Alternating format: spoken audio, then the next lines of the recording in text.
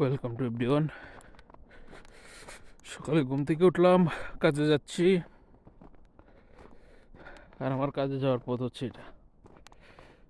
দেখতেছেন কি পরিমাণ তুষারপাত হয়েছে গতকাল রাত্রে। চতুর্দিকে যা কিছু আছে সব কিছু একবারে সাদা ধবধব। কি লেভেলে পুরুত্ব একবার তাকায় দেখেন। অবস্থা খুব বেগতিক। এই যে হেঁটে যাচ্ছি, এটা খুব রিস্ক আমাদের জন্য। প্রত্যেকটা গাছ যদি দেখেন একবারে সাদা হয়ে আছে। গাছের পক্ষে যতটুকু সম্ভব ছিল ততটুকু বরফ সে ধারণ করছে। দেখতে পারতেছেন কিনা আপনারা? এই দেখেন অবস্থা।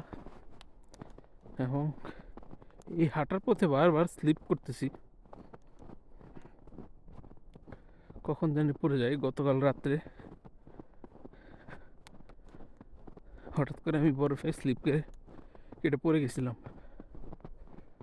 শ্বাস নিতে কষ্ট হচ্ছে এই বরফের মধ্যে, কারণ গাছ পর্যাপ্ত অক্সিজেন সরবরাহ করতে পারে না। দেখেন, দেখতে আসলে সিনেমেটিক মনে হলেও চলাফেরার জন্য, বসবাসের জন্য এই ওয়েদারটা খুবই বাজে। আবার আমাদের এই ভিডিও দেখে বা অন্যান্য মানুষের এই বরফের ভিডিও দেখে আপনারা অনেকেই ভাবেন ইউরোপে যাব, বরফের দেশে যাব, কিন্তু এটা আসলে দেখতেই সুন্দর, কিন্তু উপভোগ করাটা খুব কঠিন। আবার অনেকের জন্য মোটিভেশন, যারা বাইরের দেশে পড়াশোনা করতে চান, এখন IELTS দিতে পারেন নাই, এই বরফ দেখার জন্য হলেও একবার IELTS দেন। দেখছেন অবস্থা রাস্তাঘাটের, চতুর্দিকের। রেল লাইন ছিল, রেল লাইন দেখা যাচ্ছে না, কি এক অবস্থা।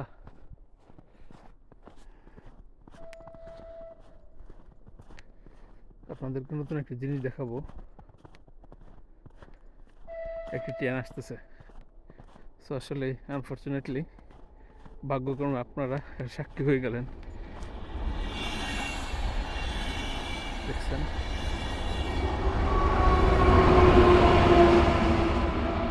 দুতলা বিশিষ্ট ট্রেন।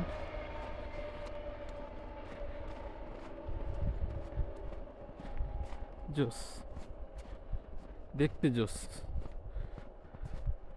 বাঘ, কি এক অবস্থা বরফের।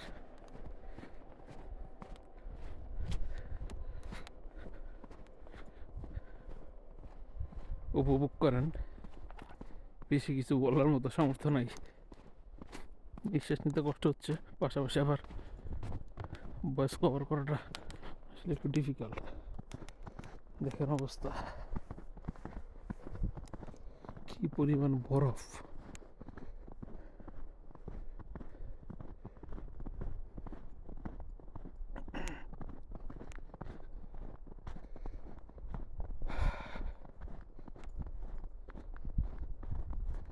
ক্যামেরা যে বাইরে ধরে আছি, হাত পুরো অবশ হয়ে গেছে। গ্লাভস কিছুই কাজ করে না, কারণ টেম্পারেচার মাইনাসে আছে। কি ভাই, কিছু বলবেন?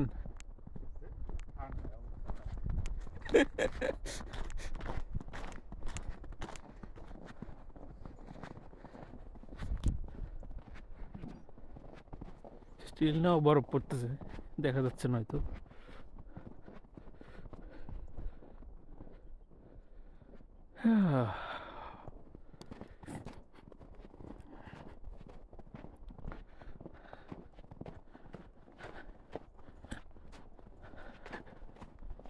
ধন্যবাদ এতক্ষণ আমার সাথে থাকার জন্য।